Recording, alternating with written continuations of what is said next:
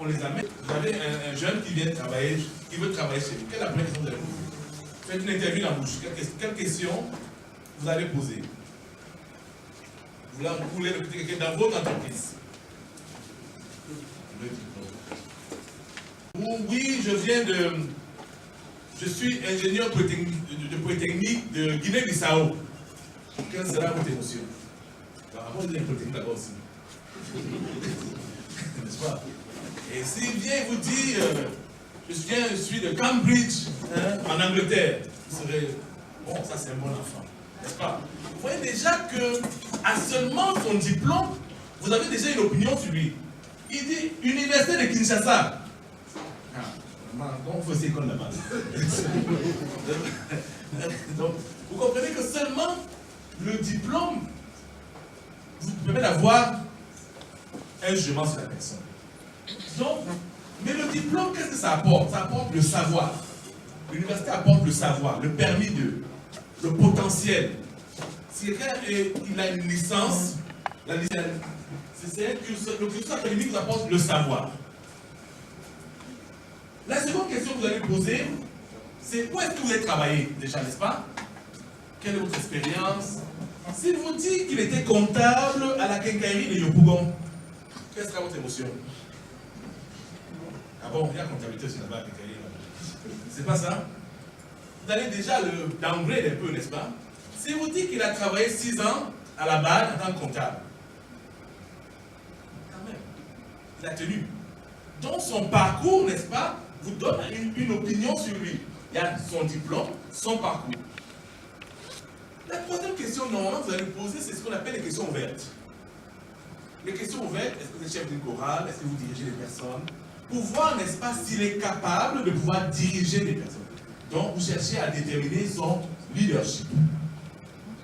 Donc, la compétence, c'est ça. C'est une combinaison linéaire, je parle en mathématiques, le 6e, entre le savoir, le savoir-faire et 3 éléments-là. Donc, quand vous développez la compétence, il faut développer les 3 axes à la fois. Il faut faire des bonnes études, oui. Mais ce n'est pas ma faute si moi je suis né à Kinshasa et que moi j'ai obtenu ma licence à Kinshasa. Ma mère était de Kinshasa. Vous comprenez? Ce n'est pas ma faute. Donc, c'est un truc, je suis. Donc, je pars avec un point à moins. Je dois entrer au marché de l'emploi. Mais, je peux travailler mon savoir-faire et je peux travailler mon leadership. Je vais faire l'essai. Se sanctionne par quoi? Un diplôme. Si vous allez apporter votre diplôme, vous allez dire, je viens de l'université de Stanford University, vous avez un papier, un transcript, un diplôme, n'est-ce pas? Et ce diplôme-là définit le respect ou l'irrespect, on a vu, qu'on a pour vous. Maintenant, le savoir-faire se prouve avec quoi? Ah, c'est une question que je vous pose. Comment vous pouvez prouver le savoir-faire? Je crois, qui connaît Excel ici? Excel, quelqu'un connaît Excel? Ok. Supposons que vous avez tous levé là-bas. On a une offre d'emploi, vous appelez pour un job sur Internet, maintenant parce qu'on est libre, n'est-ce pas? Vous appelez un job sur Internet et on envoie un gars des ressources humaines chercher un bon gars sur Excel pour un super poste. Et le gars vous donne 15 minutes. En 15 minutes, comment vous allez dire à l'autre personne que vous êtes bon sur Excel? Je vous écoute. Vous avez levé le droit que vous êtes bon sur Excel. Prouvez-moi que vous êtes bon sur Excel. Donne 15 minutes. En quoi? Avec quoi? Avec un tableau. Moi, je suis le gars des ressources humaines. Je lui connais vraiment pas sur Excel. Et c'est mon directeur de production qui m'a demandé, trouve-moi un bon gars sur Excel. Et donc, vous l'envoyez dans mon projet. Il poste un job. Il dit, nous cherchons des gars bons en Excel. Et vous voyez Excel, vous appelez, comme vous avez fait tout de suite, vous allez lever les doigts. N'est-ce pas? Maintenant, il faut prouver. Vous faites comment? N'est-ce pas?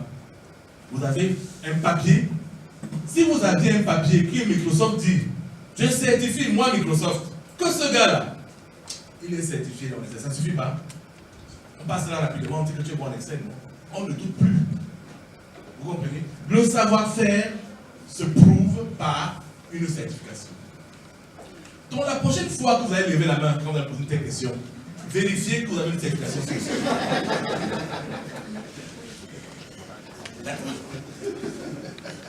N'est-ce pas? Et notre enfant tombe malade, on doit gérer. Ça, c'est un cas difficile. Et on porte l'enfant, on l'amène à l'hôpital. Et on voit, pendant qu'on roule, on voit une croix rouge dans le quartier. On s'arrête, c'est pour hospitalier. On amène notre fille. Et on voit un monsieur qui dit, ah, bonjour monsieur. Votre enfant est malade. Je peux soigner votre enfant. Je dois vous dire une chose.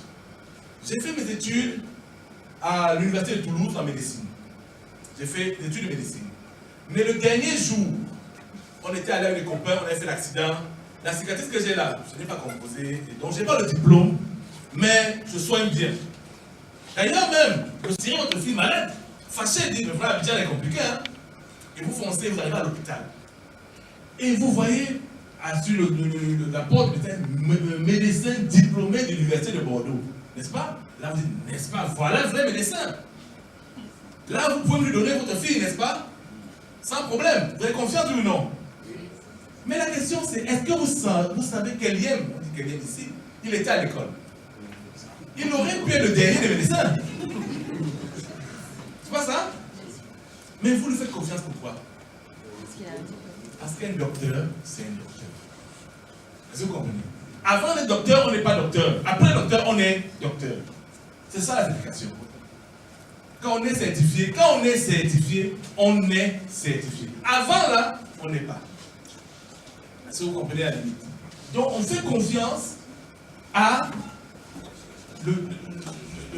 la certification, la preuve de votre connaissance, la preuve de votre savoir-faire. J'ai vu tout à l'heure que vous avez beaucoup d'informaticiens.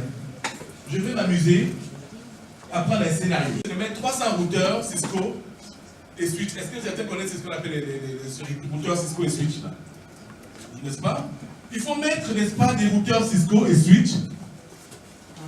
Et il faut mettre un réseau de 300 routeurs Cisco et switch. Vous êtes chef de projet d'un tel projet. Vous devez avoir des ressources pour vous aider à déployer, n'est-ce pas, ce réseau-là. Expert en télécom. PhD, Stanford University, United States of America. Ça donne. Mais le respect, il n'y a pas de respect. C'est un garçon sérieux, n'est-ce pas? Deuxième profil. Ingénieur télécom. Master en informatique. Université Pigier, Abidjan. Il est certifié CCIE. Le CCIE veut dire Cisco Certified Internet Network Expert. C'est la plus haute certification de Cisco. Je vous demande à vous, chef de projet, qui est-ce que vous prenez pour faire ce projet? Vous êtes dans le Pigier. Vous êtes dans le Stanford. Pourquoi? Il est plus opérationnel. Parce que l'enfant là connaît le tournevis de Cisco. C'est pas ça? Tout à fait. Il connaît Cisco du bout des ongles. Le gars est expert en PhD, c'est bien. Mais il va venir faire les chaînes de Macor dans le réseau. Non, c'est un peu compliqué. Donc, la théorie là, c'est un peu compliqué. On a 300 routeurs Cisco point et on va gagner l'argent avec ça. Vous comprenez? Donc, on ne veut pas la théorie, mais on veut la pratique. Donc, vous avez compris dans la partie d'introduction là, l'importance de la capacité du savoir-faire. Et donc, je vais vous expliquer comment est-ce qu'on fait pour bâtir le savoir-faire, ce qu'on appelle la capacité. Parce qu'en Afrique, on a ce qu'on appelle la mentalité magique. Je viens et puis j'ai la capacité. Non, il y a un voyage à faire pour, n'est-ce pas, avoir la capacité. Je rêve, je vous prends un exemple, je rêve d'avoir les plaques de chocolat. Vous connaissez ce qu'on appelle les plaques de chocolat? Hein? Moi, je rêve. Qu'est-ce que je dois faire d'après vous? Il y a beaucoup de choses à faire, n'est-ce pas? Je dois faire le voyage. Vous comprenez? Mais c'est difficile, les gars. Moi, je n'ai pas encore les plaques de chocolat pour l'instant. Mais j'aurai les plaques de chocolat. Voilà. Voyage à faire. Et ce voyage a des étapes que j'appelle le voyage de la capacité. Le voyage de la capacité, on commence par la sensibilisation. Et ce qui commence à l'instant là, on va commencer, aujourd'hui j'ai écrit la sensibilisation. Ça veut dire quoi sensibiliser? Ça veut dire que vous allez être au courant d'eux. L'affaire de manager le projet, là, je ne suis plus ignorant sur ça, je connais. Paul m'a expliqué ça. tu ne peux plus m'épater avec ça, je suis plus ignorant. Mais on peut être moins sensibilisé ou bien très sensibilisé sur un sujet. Donc le degré de sensibilisation dépend. Vous pouvez être au début ou bien vous pouvez être très sensibilisé. Ensuite, il y a la prochaine étape qui est la compétence. La compétence, c'est être capable d'utiliser les outils et techniques du domaine. Et ça, voilà, ça marche pour n'importe quel domaine. Géographie, management de projet, tout domaine que vous voulez apprendre.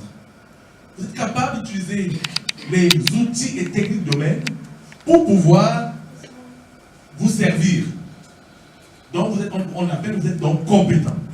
Le troisième niveau, si ça vous intéresse, vous passez à un niveau qu'on appelle la maîtrise du sujet. Et dans le maître enseigne, dans le maître partage, vous êtes dans l'enseignement, c'est quoi? L'enseignement, c'est la simplification du complexe. Vous avez un événement complexe et vous le simplifiez afin de le transmettre. On se comprend? Donc vous avez cette capacité, vous êtes au niveau, vous avez acquis la connaissance, vous avez la surconnaissance, vous pouvez la simplifier pour la donner cette fois-là. On dit que vous êtes donc un maître du sujet.